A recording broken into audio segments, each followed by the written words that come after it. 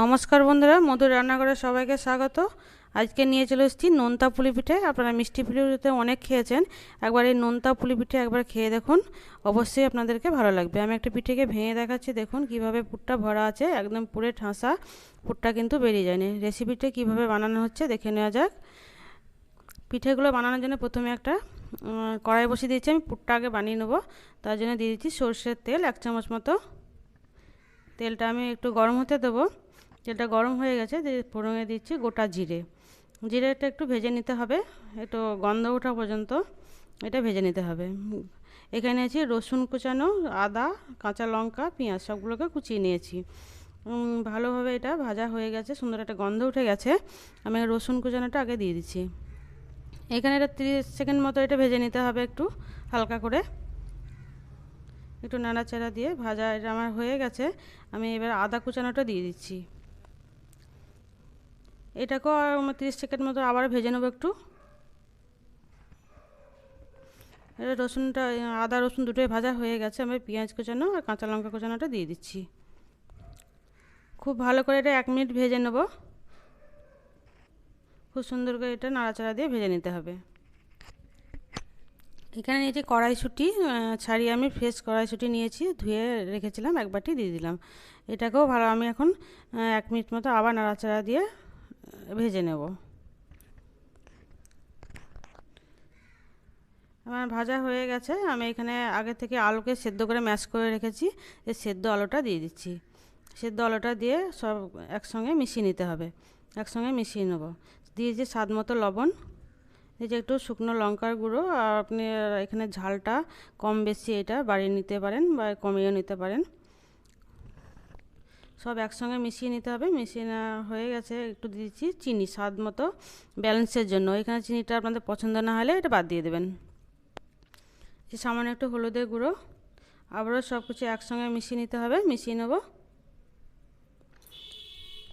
খুব ভালো করে এটা নাড়াচাড়া দিয়ে মেশাতে হবে, যেন জলটা যেন না থাকে, শুকনো শুকনো করে নিতে হবে পুরটাকে। ভালো করে মেশানো হয়ে গেছে। এখানে নিচ্ছি ভাজা মশলা, একটা জিরে, ধনে, শুকনো লঙ্কা, একটা দারচিনি, দুটো এলাচ দিয়ে আমি ড্রাই রোস্ট করে এটা গুঁড়ো করে রেখেছি, সেটা আমি 1 চামচ দিয়ে দিলাম। এটা দিলে কিন্তু ভীষণই সুন্দর একটা ফ্লেভার আসে, সুন্দর গন্ধ, আর খেতেও ভালো লাগে। ফ্রেশ ধনেপাতা 1 মুঠো দিয়ে দিলাম। খুব ভালো করে মিশিয়ে নিতে হবে সব উপকরণ একসঙ্গে। আমার পুরো অলরেডি হয়ে গেছে। আর একটা পাত্রে ঢেলে নিয়ে এখন ঠান্ডা করে নিতে হবে। এই যে জলটা আছে অবশ্যই একটু শুকনো শুকনো করে নিতে হবে, নাহলে কিন্তু পিঠেগুলো অসুবিধা হবে বানাতে। আমার একটা পাত্রে ঢেলে নিয়েছি, এখন ঠান্ডা হতে দেবো। আমি আবার কড়াইটা বসিয়ে দিয়েছি, এখন ডোটা বানিয়ে নেবো। তার জন্য 1 বাটি দিয়ে দিলাম জল, দিয়ে দিলাম স্বাদ মতো লবণ। জলটা খুব ভালোভাবে গরম করে নিতে হবে। জল খুব ভালো মতো গরম হয়ে গেছে। আমি এখন দিয়ে দেবো চালের গুঁড়ো। যে বাটি জল দিয়েছি ওই বাটিরই 1 বাটি আমি নিয়েছি চালের গুঁড়ো। চালের গুঁড়োটা একসঙ্গে দিয়ে দেবেন না, অল্প অল্প করে দিতে হবে। একসঙ্গে দিলে দলা পেকে যেতে পারে, তাই আমি অল্প অল্প করে দিয়ে এভাবে ডোটা বানিয়ে নেব।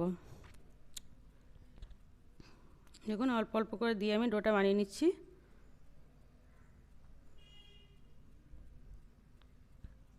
আমি এইভাবেই ডোটাকে শুকনো করে বানিয়ে নেব। দেখুন ডোটা আমার ডোয়ের মতো হয়ে গেছে, দলা পেকে গেছে একটা।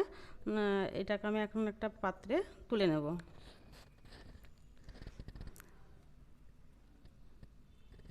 আমি একটা পাত্রে তুলে নিয়েছি, একটু ঠান্ডা হতে দেব। হাতে নাড়ার মতো একটু ঠান্ডা করে নিতে হবে। এখন ঠান্ডা এটা হয়ে গেছে। আমি হাতে একটু তেল লাগিয়ে নিয়েছি। তেল নিয়ে খুব ভালো করে এটা মাখিয়ে নিতে হবে, খুব মসৃণ করে মাখিয়ে নিতে হবে, একদম মোলায়েম করে খুব ভালোভাবে এটা মাখিয়ে নেব। খুব ভালো মতো এটা মাখানো হয়ে গেছে। এটা আমি এখন একটু করে ডোটা নিয়ে পিঠেগুলো বানিয়ে নেব। এখান থেকে কিছু অংশ নেব কেটে, দিয়ে একটা গোল করে হাতে, 2 হাতের সাহায্যে গোল করে একটা শেপ দিয়ে নেব। বাটির মতো এবার একটা শেপ দেব। আমরা পুলি পিঠে তো কম বেশি সবাই বানাতে পারি, এটা এটা তো আমাদের সবারই জানা। এটা তবুও এটা আমি দেখাচ্ছি। এটা এর মধ্যে এবার পুরটা দিয়ে দেবো। যতটা বেশি পুর দেবেন পিঠেগুলো খেতে কিন্তু ভালো লাগবে। আপনারা যতটা ইচ্ছে দিতে পারেন। আর এইটা শেপ কিন্তু নানা রকমের হয়, এটা অনেক রকমের শেপ হয়, সেটা আপনার দিতে পারে, ডিজাইন করতে পারেন। খুব ভালো করে মুখটাকে বন্ধ করে দিতে হবে। আমি নর্মালি একটা যেটা হয় সেটা আমি পুলি পিঠাটা ডিজাইন করলাম, আপনারা নানা রকমের অনেক রকম ডিজাইন করে নিতে পারেন। এটা হয়ে গেছে। আমি আরও একটা বানিয়ে দেখাচ্ছি। একইভাবে বাটির শেপ দিয়ে নিয়েছি, পুরটা দিয়ে এটাকেও আমি মুখটাকে বন্ধ করে দেবো। এটা কিন্তু ভীষণই মজাদার একটা পিঠে, নোনতা পিঠে। আমরা মিষ্টি সবাই পছন্দ করি না, কিন্তু এই নোনতা পিঠেতে ভীষণই পছন্দ করি। অবশ্যই আপনারা একবার বানাতে পারেন। এটা আমার হয়ে গেছে, আমি একইভাবে সবগুলো বানিয়ে নেব।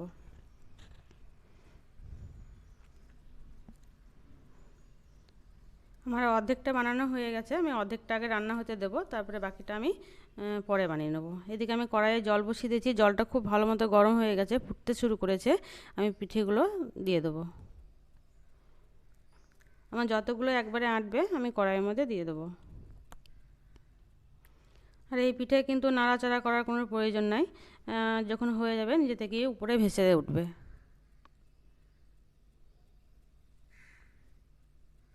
এখন আমি রান্না হতে দেবো। দেখুন ফুটতে শুরু করেছে, এখনও কিন্তু হয়নি।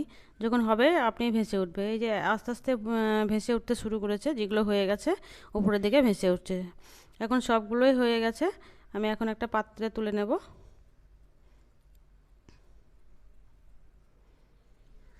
এরকম একটা পাত্র নিয়েছি যাতে জলটা ঝরে যায়। জলটা যদি লেগে থাকে তাহলে ওই আটকে যেতে পারে, তো জলটা ঝরে যাওয়ার মতো একটা পাত্র নেবেন আপনারাও।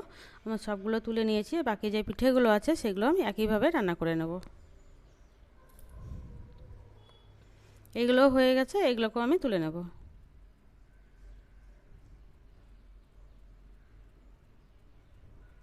পিঠেগুলো সব তুলে নেওয়া হয়ে গেছে। কড়াইটা আমি আবারও বসিয়ে দিয়েছি, দিয়ে দিচ্ছি সাদা তেল 1 চামচ মতো। এখানে কিন্তু বেশি তেল লাগে না, অল্প তেল দিলেই হয়ে যায়, সামান্য একটু তেল দিলেই হয়ে যাবে। আমি তেলটাকে চারিধারে আগে ছড়িয়ে লাগিয়ে নিচ্ছি, এভাবে লাগিয়ে নিতে হবে।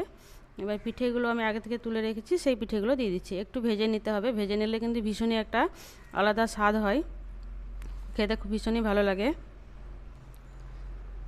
আমি একবারে সবগুলো দিলাম না, অর্ধেকটা দিলাম। দিয়ে দিচ্ছি একটু বিট লবণ উপর থেকে ছড়িয়ে, ভালো করে একটু এরকমভাবে নেড়ে চেড়ে ভেজে নিতে হবে।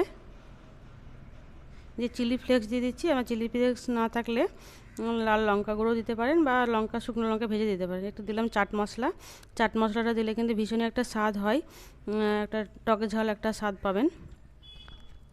পিঠেগুলো এভাবে আমি নাড়াচাড়া দিয়ে ভেজে নিতে হবে।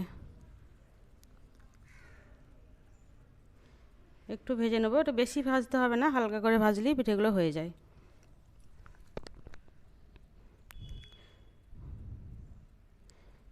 পিঠেগুলো আমার ভাজা হয়ে গেছে, এখন একটা পাত্রে তুলে নিতে হবে।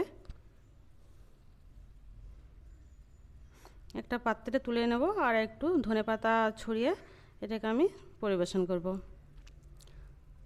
পিঠেগুলো আমার তুলে নেওয়া হয়ে গেছে বন্ধুরা, এবার অবশ্যই খান। আর রেসিপিটা ভালো লাগলে অবশ্যই আপনারা ট্রাই করুন। আপনারা সুস্থ থাকুন, ভালো থাকুন, নমস্কার।